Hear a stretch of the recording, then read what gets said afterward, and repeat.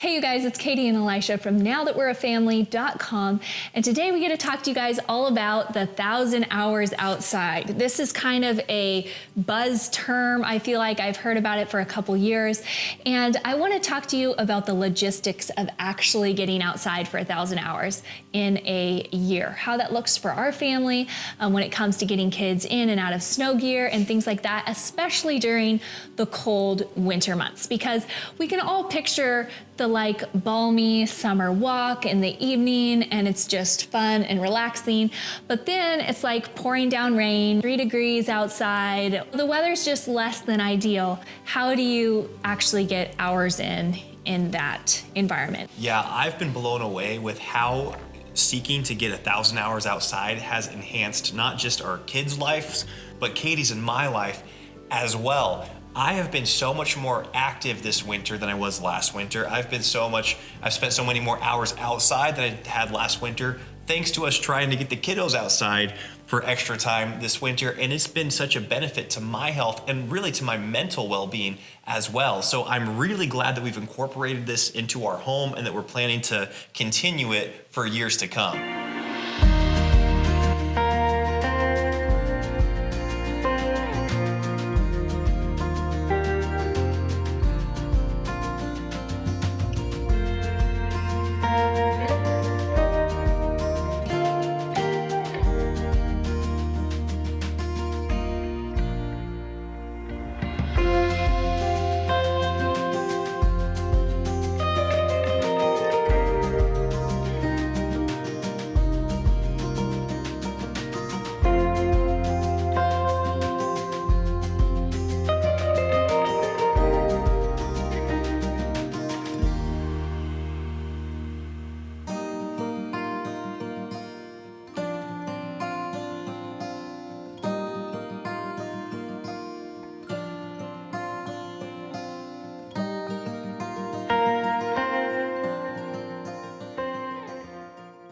Especially in the winter, I start to get kind of the winter blues.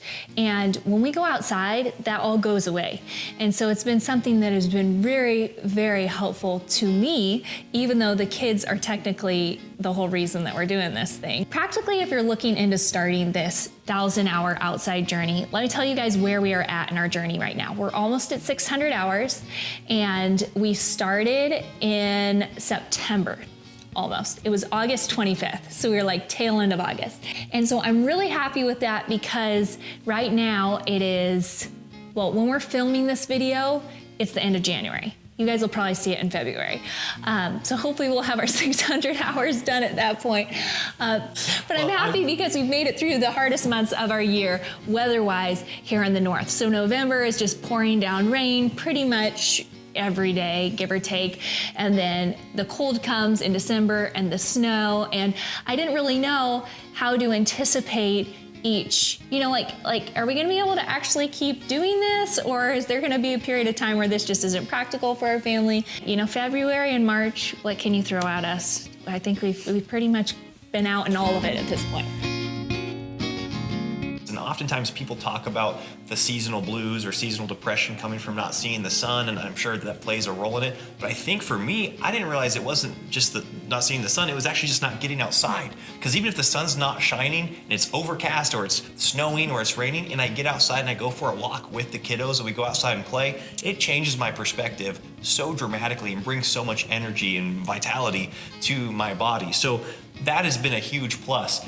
As Katie mentioned, we started right at the beginning of the fall, and that was advantageous because we had like the most primo fall ever here in North Idaho. It was gorgeous, and we were able to get a lot of momentum towards our 1,000 hours, but that momentum has really carried us, and it was also challenged at the beginning of winter to where we are now. And I think we're confident because we actually love being outside even more now in the cold months than we did back when it was ideal weather. Elisha and I said for years, we aren't the hiking family. Elisha and I just aren't hikers. We said that since we were newlyweds. Yeah. And guys, we are hiking every weekend. So you could definitely, yes, we are now the hiking family. You could definitely change your appetites and the appetites in your home if you feel like it is advantageous to do so. But something that I would suggest, you mentioned momentum. For us, it was the best idea to start in the fall. any time you're making a change in your home. It doesn't have to be a New Year's resolution. It could be any time of the year. And so for us, I read quite a few books. I will link them down below as to why children should be outside, why it's so important for them and their development, and the benefits to us have just, in our family, have just been, sidelining benefits. We were outside like 6 or 7 hours a day. It was so pleasant. We were hardly at home. Hey everyone, I want to take a quick moment to tell you about our online music academy called Voetbergmusicacademy.com. Katie and I actually started this online music academy 7 years ago, and over that time we've been able to see thousands of students go through our courses and learn how to play the guitar, the mandolin, the fiddle, the piano, the ukulele, and bring music into their home. And we really curated these lessons so that you're able to learn with your child, or you're able to learn by yourself and then bring music into your home and play with your kiddos. We even have it so that you can, subscribe to one course and have 3 of your kids take the same course. So it's really cost effective and you're able to go at your own pace and bring music into your home. Go to VoetbergMusicAcademy.com and check this out. Okay, listen up. This is where it gets really good. If you enter the coupon code YouTube at checkout, you will get 10% off each month's payment, because it's a subscription. It's a reoccurring payment. So if you put that code in, then it's 10% off each month. So, that can really add up over time. So bring some music into your family's home. Go over to VoetbergMusicAcademy.com. I'll link it below. And you guys put in that coupon code and go learn how to play some piano, guitar, fiddle, mandolin, ukulele, your choice.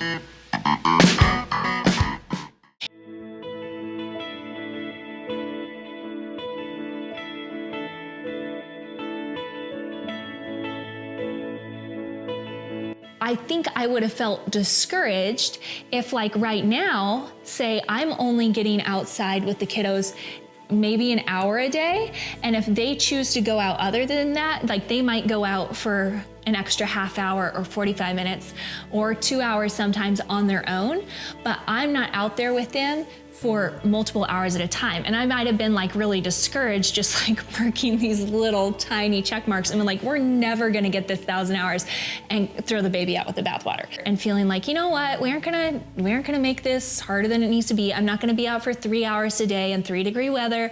We're just gonna try to get out for a little bit today and mark that. And we know we can pick up the pace in the spring and summer. Like we have that confidence in our back pocket. You've got to be able to find a way to quantify the little wins, the little things that stack up over time. And we've been able to do that this winter when we identify these little times throughout the week where the kids can consistently get a half hour here or 45 minutes there to add towards their total 1,000 hours. For instance, I grill a couple times a week for dinner, and we make a point to bundle up the kids and send them out with me when I'm grilling. Well, they're dying to go usually. Yeah, it's become a fun thing. We're never forcing them out the door with this type of thing. When we team up with them and we say, hey, let's bundle up and let's go for a family walk, or let's go outside and shovel the snow together off of the driveway, or for instance, like the example I'm using, hey, guys, I'm gonna go out and grill steak for dinner tonight. Get your snowsuits on and you guys can, jump on the trampoline, or you can try to build a fire next to the grill while I'm preparing the meat. And they love it. They can spend hours out with us like I said, Katie and I are usually the weak links throughout the day. And we're the ones that are like, all right, guys, we're getting cold here. Let's go inside. Grilling in the middle of winter is never something we've done before, but we added in new things to do. Like now, the cold is not something that is taking us away from being outside. It's more like, oh great, you can grill. The kids can get an extra 30 minutes while you're out grilling. That's fantastic. Yes. Something that I do think is cool that you mentioned is I heard at the beginning of starting on this journey, don't send them, go with them. And that really stuck out to me because children want to see us prioritizing what they're prioritizing. And also there's a lot of benefits for us as well. And so starting out, it broke in easy, during the perfect 70-degree weather. And we developed together this value system for being outside. And the kids saw that mama values this, we value this, we have fun. So we built up this big track record. So the first day of pouring down rain, the kids were stoked to get on their rain suits and go outside. And then it was sleeting and the kids were excited to go outside. And I was excited because I was like, we are gonna do this.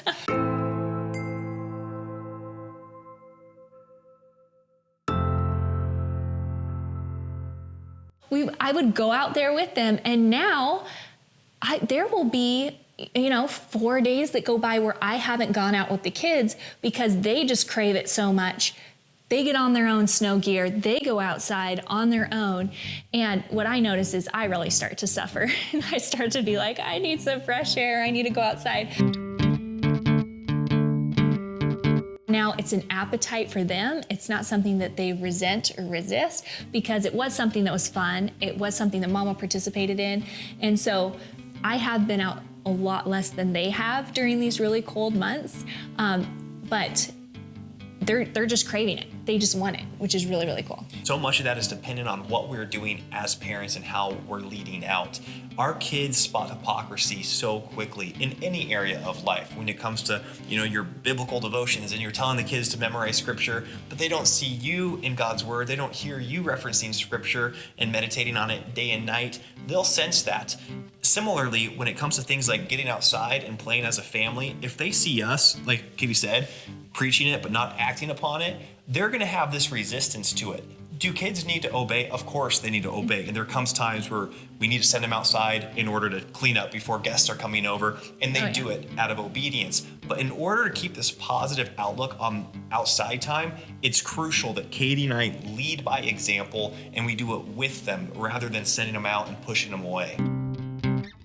So there's two things that we do as a family that are really, really fun that are cold. And one of those things is skiing as a family. That's something new for us this year. We decided, you know what?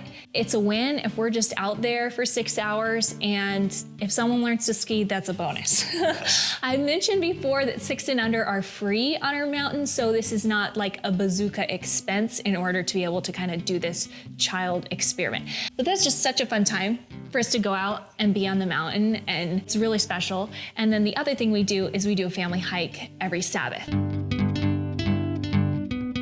Katie grew up skiing. I did not, so I was really intimidated at the prospect of skiing with our children and teaching them how to ski and affording skiing because all of it was just so foreign to me, and I thought only wealthy European families did that type of thing. And so Katie's telling me that we're going to do it with our kids, and I was like, good luck.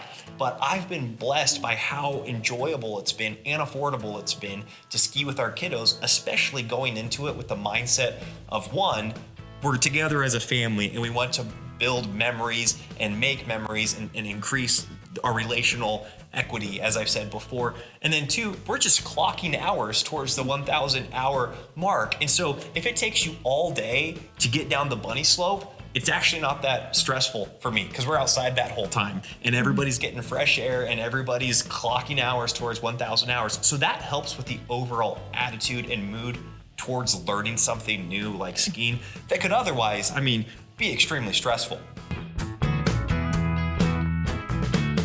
And so, but maybe it's not skiing for your family, but if it was just like going out and sledding, like that has been so fun for our family. And you don't have to have like a cool sledding hill or whatever.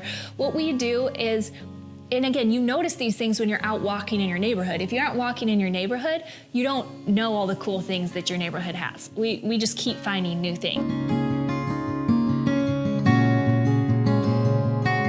And between 2 houses, it's like this empty lot with a drainage ditch. And when the snow came, we realized this is a perfect sledding hill. You can sled down into the ditch and there's like a long flat runoff so the kids aren't like going into a street or anything. And we aren't driving for hours and fighting parking to go out to a special mountain that has a special sledding hill. We aren't paying for inner tubes or whatever. We get our plastic sled and we go over there for an hour and we walk home. I remember being so confused when I called Katie after one of the first or second snows of the season, and I asked her what they were doing, and she goes, oh, we're sledding. I was like, what? Where are you sledding at? And she goes, in her neighborhood. She's like, yeah, it's like 2.5 blocks away. There's this drainage ditch the kids can sled in. I was like, no way, because I would have pictured our neighborhood as having no sledding options, but because we've been intentional in getting out so consistently, you start noticing the different features of your neighborhood. And that's the cool thing about getting outside consistently. The same park feels so different depending on the season. It's really fun seeing how much variety there actually is in just our neighborhood, because we do get out and we go skiing and we will drive to go for hikes, but just in our neighborhood alone, when we're consistent in getting out, there are so many different aspects of it that we're able to enjoy and that keep the kids extremely engaged. Two things. One, having plenty of food and water. If I go for a walk anywhere in the neighborhood, I bring my stroller and I have food and I have water. And it doesn't matter if I think we're gonna be out there for 30 minutes, because I would way rather give them their snack outside than inside, because one, there's no mess, and then two, that's buying me hours, right? So like we can sit and eat a cheese stick outside of the park, and that just got me more time. And so we always take our snacks outside. That's just something we do. Anytime we could possibly do a picnic, we do that outside. And we did picnics until it started to rain. And then the other thing is, obviously the kids' clothes, because if your child is gonna get frostbite, then it's just not a good time for anybody. And so also you need clothes that are easier to get in and out of, and ideally clothes that they can dress themselves in as soon as possible. I did a whole video on kind of like our outdoor clothing. That was before the snow hit. We've kept everything the same in that video. I will link it down below, aside from their snowsuits. So now where their rain suits used to be, we have snowsuits. Last year we had like the zip up bibs and the jackets, and finding 2 pieces per child is just annoying. And also it's harder for them to zip their coats. When you have a 1 piece, then all my 5-year-old, 4-year-old, and 3-year-old get in them by themselves completely, get themselves completely dressed to go outside. They don't have to have any layers underneath. We've been out for an hour in 3-degree weather, and that's not a super long time, but that's as long as I'm staying out. And they didn't have to put on any layers underneath, which is nice. They could just go in their undies, or they can go in their whatever they're wearing inside. The zippers are already attached to the suits. Like they're already kind of like started for you. So it's really easy for the kids to just grab the zipper and pull it up. So I'm not looking for multiple pieces. We aren't drying multiple pieces. We got these really awesome suits. Like I highly recommend them. They spark joy in me. They really do. They make us really happy. We got them all the same color so that we could buy the older kid a new suit and just kind of keep the kids going through them. Because we have one daughter, if we go kind of color specific, it really throws things off with the hand-me-downs when we have like the one pink. So these have been game changer for us. When we first bought the suits, I bought them full price and I bought them the wrong size. It ended up being a blessing in disguise because we had to send them all back. And I found a different shop that I will link down below where we ended up getting them all 50% off. That was a rigmarole, I tell you what. It was a nightmare, Yeah. But you guys, these are very expensive. And so I just wanna say that, because if you go and you like look at the price tag and you're like, okay, I've got a lot of kids, that's gonna be a lot of money. Kind of how we justified it was, one, we wear these every day for, multiple months out of the year. We're only gonna buy 1 new suit from here on out. The other thing is just wait until stuff goes on sale. Now's probably a great time to buy winter gear for next year, because people are getting rid of it because they're already starting to think about spring things. Our kids are way better dressed than us right We now. are. Now, they look awesome. If like people saw our kids, they're like, where did these wealthy European kids come from? And then they see us and they're like, those 2 bums aren't their parents. We just was like a couple of hacks out there on the mountain. We're both wearing Elisha's ski gear from when he's younger. I have these like overall jumpsuits, but the zipper doesn't zip, but it works great because I'm pregnant, so I couldn't zip the zipper anyways. So the straps hold up my jumper. Yeah, the kids gave me a hard time the other day because they go, Mama, why are your feet always getting wet? You don't have rain boots. It's like, because I spent all the money buying you your rain boots. Okay, so just enjoy the rain boots.